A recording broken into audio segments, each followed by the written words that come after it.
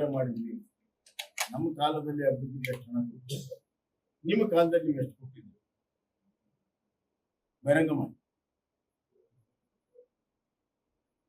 ಏನಾದರೂ ಈ ಭಾಗದಲ್ಲಿ ದೊಡ್ಡ ಪ್ರಮಾಣದಲ್ಲಿ ಅಭಿವೃದ್ಧಿ ಆಗಿದ್ರೆ ಸಾಮಾನ್ಯ ವೀರಣ್ಣ ಚರಂತಿ ಮತ್ತು ನಿಮಗೆ ಶಾಸಕರಿದ್ದು, ಕಾರಜೋಳ ನೀರಾವರಿ ಸಚಿವರಿದ್ದು, ಪೂಜಾರರು ಇದ್ರು.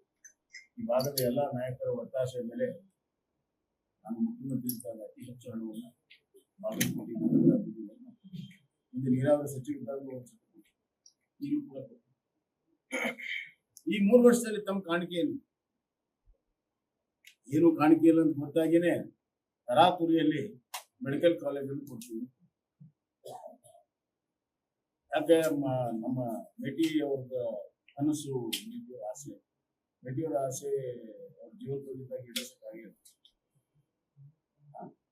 3 ವರ್ಷ ಜೀವನದಿಂದ ಈಡೇರಿಸಕ್ಕಾಗಿಲ್ಲ. ಈಗ ನೆನಪಾಗ್ತದೆ. ಅದು ಏನು ಸರ್ಕಾರ ದುಡ್ಡಲ್ಲ,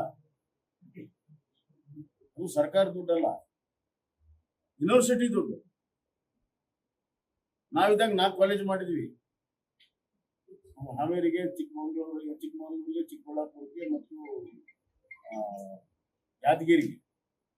ಕೇಂದ್ರ ಸರ್ಕಾರ 60% ಕೊಟ್ಟು, ರಾಜ್ಯ ಸರ್ಕಾರ 40% ಕೊಟ್ಟು, ಆ 40% ನಾವು ಕೊಟ್ಟು 4 ಮೆಡಿಕಲ್ ಕಾಲೇಜ್ ಮಾಡಿದ್ವಿ. ಯೂನಿವರ್ಸಿಟಿ ದುಡ್ಡು ಬಳಕೆ ಮಾಡಲಿಲ್ಲ. ಅವತ್ತು 2,500 ಕೋಟಿ ಯೂನಿವರ್ಸಿಟಿಯಲ್ಲಿ. ಸರ್ಕಾರದ ಖಜಾನೆ ಸಂಪೂರ್ಣ ಖಾಲಿ ಆಗಿದೆ, ದಿವಾಳಿ ಆಗಿದೆ. ಆದ್ರೆ ಇಲ್ಲಿ ಚುನಾವಣೆಯ ಸಂದರ್ಭದಲ್ಲಿ ಮಾಡಬೇಕಾಗಿದೆ, ಅದು ಯೂನಿವರ್ಸಿಟಿ ದುಡ್ಡು ಮೇಲೆ ಇರ್ತದೆ. ಬಹಳ ಕಷ್ಟದ ಪರಿಸ್ಥಿತಿಯಲ್ಲಿದೆ ರಾಜ್ಯ. ಈ 3 ವರ್ಷದಲ್ಲಿ ಅಭಿವೃದ್ಧಿ ಎಲ್ಲೂ ಕೂಡ ಕಾಣ್ತಾ ಇಲ್ಲ. ಹೀಗಾಗಿ 23 ಚುನಾವಣೆಗೂ ಇವತ್ತಿನ 26 ಚುನಾವಣೆ ಜನ ಭ್ರಮಣ ನಿರಸನಗೊಂಡ ಕಾರಣದಿಂದ ಈ ಬಾರಿ ಬಾಗಲಕೋಟೆ ಉಪಚುನಾವಣೆಯಲ್ಲಿ ಭಾರತೀಯ ಜನತಾ ಪಕ್ಷ ಬಹಳ ದೊಡ್ಡ ಅಂತರದಿಂದ ಗೆಲ್ತೇವೆ ಅಂತ ವಿಶ್ವಾಸ ನಮಗಿದೆ. ಅವರು ವಿಶ್ವಾಸ ಇರುವಂತದ್ದು ಹಣಬಲ, ಅದರ ಮೇಲೆ ಅವರು ಚುನಾವಣೆಯನ್ನು ಮಾಡ್ತಾರೆ.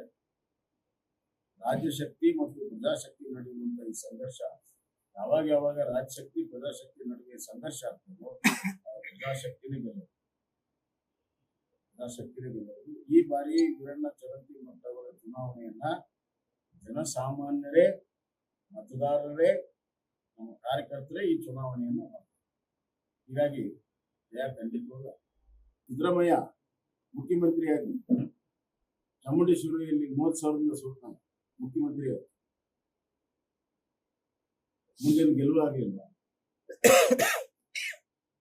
ನಮ್ಮ ಕ್ಷೇತ್ರದಲ್ಲಿ 4-5 ಸೀಟು ಗೆದ್ದಿವಿ ನಾವು. ಹಣದ ಪ್ರಭಾವದಿಂದ ನಮ್ಮನ್ನು ಇಲ್ಲಿ ನೀವು ನೋಡ್ತೀರಿ, ಬರುವಂತ ದಿನಗಳಲ್ಲಿ ಹಣದ ಪ್ರಭಾವ ಬೀಳ್ತೀವಿ. ಮತ್ತು ಚುನಾವಣೆಯ ಸಂದರ್ಭದಲ್ಲೇ ಇವ್ರಿಗೆ ಏನೋ ಗೃಹಲಕ್ಷ್ಮಿ ಬಿಡುಗಡೆ ಮಾಡ್ತಾರೆ. ನೀನೇನೋ ಮಾಡ್ಯಾರ 3 ತಿಂಗಳ ಒಮ್ಮುಗ್ಲೇ ಬಿಡುಗಡೆ ಮಾಡ್ತಾರೆ. ಈ ತಿಂಗಳು 3 ಬಾರಿ ಮಾಡಿದ್ರು. ಅದೇ ಬಿಡುಗಡೆ ಮಾಡ್ತಾರೆ. ಚುನಾವಣೆಯಲ್ಲಿ ಆಶಾ ಆಮಿಷ ಅಧಿಕೃತವಾಗಿ ಚುನಾವಣೆ ಆಯೋಗ ಕಣ್ಣು ಮುಚ್ಕೊಂಡು ಕೂತಿದೆ. ಚುನಾವಣೆ ಸರ್ಕಾರವಂತೂ ಭ್ರಷ್ಟ ಇದೆ, ಚುನಾವಣೆಯಲ್ಲೂ ಭ್ರಷ್ಟಾಚಾರವನ್ನ ಕಾಂಗ್ರೆಸ್ ತಂದಿದೆ. ಅದ್ರ ಮುಖಾಂತರ ಗೆದ್ದಿದ್ದಾರೆ. ಅದರ ಅರ್ಥ ಪದೇ ಗೆಲ್ತಾರಂತ. ಸಿದ್ದರಾಮಯ್ಯ ಸೋತಿರ್ಲಿಲ್ಲ, ಅದಕ್ಕೆ ಬಾದಾಮಿಗೆ ಬಂದು ನಿಂದಿರಲಿಲ್ಲ. ಮತ್ತೊಮ್ಮೆ ಬಾದಾಮಿಗೆ ನಿಂದಿರಲಿಲ್ಲ. ಬಹಳ ದೊಡ್ಡ ನಾಯಕನವರು ಇಲ್ಲಿಂದ ಗ್ಯಾರಂಟಿ ಸೋಲ್ತಾರಂತ ಗೊತ್ತಿತ್ತು. ಕೊಡೋದು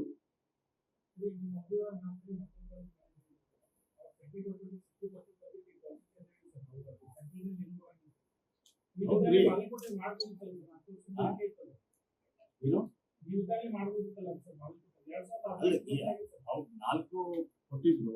ಹೊಸದಾಗಿ ಅಲ್ಲಿ ಬ್ಯಾಕ್ವರ್ಡ್ ಇದೆ, ಅಲ್ಲಿ ಮಾಡಿದ್ವಿ. ನೆಕ್ಸ್ಟ್ ಹಂತದಲ್ಲಿ ಇವನು ಕೂಡ ಮಾಡ್ತಿದ್ವಿ. ನಮ್ಗೆ ಕೊಟ್ಟರು 2 ವರ್ಷದಲ್ಲಿ 4 ಮಾಡಿದ್ವಿ. ಅವಕಾಶ ಸಿಕ್ಕಿದ್ರೆ ಹೆಚ್ಚಿಗೆ ಮಾಡ್ತೇವೆ. ಅವ್ರು ಏನಾದ್ರು ಮಾಡಲಿ. ಒಂದು ನಿಮಿಷ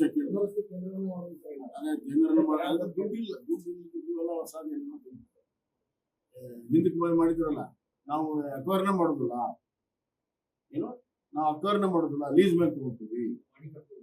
ಅಲ್ಲ, ಫಸ್ಟ್ ಅಕ್ವೈರ್ ಮಾಡೋದಿಲ್ಲ, ಲೀಸ್ ಮೇಲೆ ತಗೊಳ್ತೀವಿ. ಆಮೇಲೆ ನಾರ್ವೆ ಯಾವ್ದೋ ಒಂದು ಮಾಡಿ ಕಟ್ತೀವಿ, ಮುಳುಗಡೆನೆ ಮಾಡಿ ಕೊಡೋದಿಲ್ಲ ನಾವು. ನೀರು ಹಿಡಿತೀವಿ, ಅಲ್ಲಿ ಮುಳುಗಡೆ ಮಾಡಿ ಕೊಡೋದಿಲ್ಲ.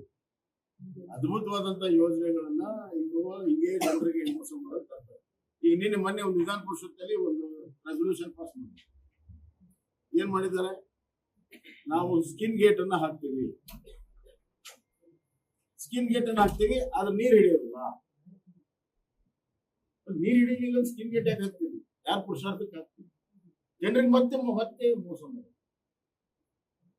ನೀರು ಹಿಡಿಲಿಲ್ಲ ಅಂದ್ರೆ ಹಾಕಿ ಏನ್ ಪ್ರಯೋಜನಪ್ಪ? ನಮ್ಮ ರೈತರಿಗೆ ಏನ್ ಪ್ರಯೋಜನ ಅಂದ್ರೆ ನೀವು ನೀರು ಹಿಡಿಯಲಿಲ್ಲ ಅಂದ್ರೆ ಇಷ್ಟು ಓಪನ್ ಆಗಿ ಜನರಿಗೆ ದಾರಿ ತಪ್ಪಿಸುವಂತ ಕೆಲಸ ಮಾಡೋದು ಸರ್ಕಾರ ನೀರು ಹಿಡಿಯೋದಿಲ್ಲ. ಇದೇ UPA ಸರ್ಕಾರದ R&R ಪಾಲಿಸಿ ಇದೆ. UPA ಸರ್ಕಾರದ R&R ಪಾಲಿಸಿ ಇದೆ. ಅದರ ಅಡಿಯಲ್ಲಿ ಇವ್ರು ಕೆಲಸ ಮಾಡಬೇಕು. 2013 R&R ಪಾಲಿಸಿ. ಅದರಲ್ಲಿ ಏನ್ ಹೇಳ್ತಾರೆ, ಸಂಪೂರ್ಣವಾಗಿ R&R ಕೆಲಸವನ್ನ ಸಂಪೂರ್ಣವಾಗಿ ಮುಗಿಸಿ 6 ತಿಂಗಳ ನಂತರ ನೀವು ನೀರು ಹಿಡಿಬೇಕು, ಯೋಜನೆ ಕಾರ್ಯಗತ ಮಾಡಿ. ಇವುದೇ ಪಾಲಿಸಿ. ಇದು ಮಾಡೋದಕ್ಕೆ 75,000 ಕೋಟಿ ಬೇಕು ಅಂತ ಇಲ್ಲಿ ಹೇಳ್ತಾರೆ. ನಾವು ನ್ಯಾಯ ಒದಗಿಸಿದ್ವಿ. ಯಾರು ನ್ಯಾಯ ಒದಗಿಸಿದ್ವಿ? ಎಲ್ಲಿ ಏನ್ ಮಾಡಿದ್ವಿ?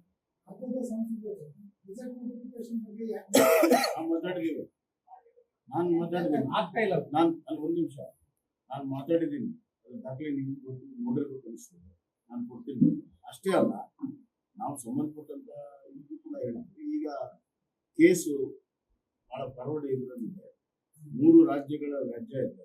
3 ರಾಜ್ಯದಲ್ಲಿ 2 ರಾಜ್ಯಗಳು ಆರ್ಗ್ಯುಮೆಂಟ್ ಆಗಿದೆ, ಇನ್ನೊಂದು ರಾಜ್ಯಕ್ಕೆ ಉಳಿದಿದೆ. ಆ ಪ್ರಕ್ರಿಯೆ ನಾವು ಮಾಡಿಸ್ತಾ ಇದ್ದೀವಿ. ಅದು ಕೋರ್ಟ್ ಅಲ್ಲಿ ಇರೋ ಪ್ರಕ್ರಿಯೆಗೆ ಕರ್ನಾಟಕದ ವಕೀಲರು ಏನ್ ಮಾಡ್ಯಾರ, ಏನ್ ಪ್ರಯತ್ನ ಮಾಡಿದಾರ, ಏನ್ ಸ್ಪೆಷಲ್ ಮಾಡಿದ್ದಾರೆ, ಏನ್ ಮಾಡಿದ್ದಾರೆ? ಇತಿಹಾಸ ಹೇಳ್ಬೇಕಾದ್ರೆ ನಮಗೆ 524 ಗೆಜೆಟ್ ಮಾಡಬೇಕು ಅಂತ ಮೊದಲು ಹಾಕಿದ್ರು ಮಹಾರಾಷ್ಟ್ರದವರು. ನಾವು ಹಾಕಿರ್ಲಿಲ್ಲ. ನಾನು ವಿಧಾನಸಭೆಯಲ್ಲಿ ಅದನ್ನ ಎತ್ತಿ ನೀವು ಹಾಕಿಲ್ಲ, ಮಹಾರಾಷ್ಟ್ರದವ್ರು ಹಾಕಿರ ನಾಚಿಕೆ ಬರುತ್ತೆ ಅಂತ ಕೇಳಿದಾಗ ಆಮೇಲೆ ಅದಕ್ಕೊಂದು ಬಾಲಂಗೋಚಿ ಒಂದು ಎಫಿಡೇಟ್ ಹಾಕಿದ್ರು. ಆಮೇಲೆ ಮೇನ್ ಪಿಟಿಷನ್ ಹಾಕಿದ್ರು. ಇದು ಕಾಂಗ್ರೆಸ್ ಸರ್ಕಾರದ ನೀತಿ. ಬೇಕಾದಷ್ಟಿದೆ ಮಾತಾಡೋದಕ್ಕೆ, ಆದ್ರೆ ಕೆಲವು ಮಂದಿ ಸಿಕ್ಕಿಲ್ಲ. ಗ್ಯಾರಂಟಿ ಯೋಜನೆಗಳಿಂದ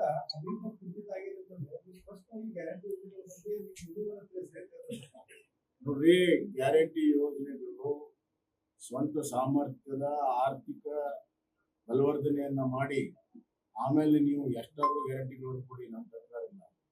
ಆದ್ರೆ ಎಲ್ಲ ಅಭಿವೃದ್ಧಿ ಕೆಲಸವನ್ನ ನಿಲ್ಲಿಸಿ ಸಾಲವನ್ನ ಮಾಡಿ ಸಾಲದ ಹೊರೆಯನ್ನ ಜನರ ಮೇಲೆ ಇಟ್ಟು ನೀವು ಮುಂದೆ ಈ ಗ್ಯಾರಂಟಿ ಎಲ್ಲ ಯಾವುದೇ ರೀತಿಯ ಸಹಾಯ ಮಾಡಕ್ ಆಗಿರುವಂತಹ ಒಂದು ಪರಿಸ್ಥಿತಿಯನ್ನ ನೀವು ತಂದ್ರೆ ರಾಜ್ಯವನ್ನ, ಇದರ ಅರ್ಥ ಏನು?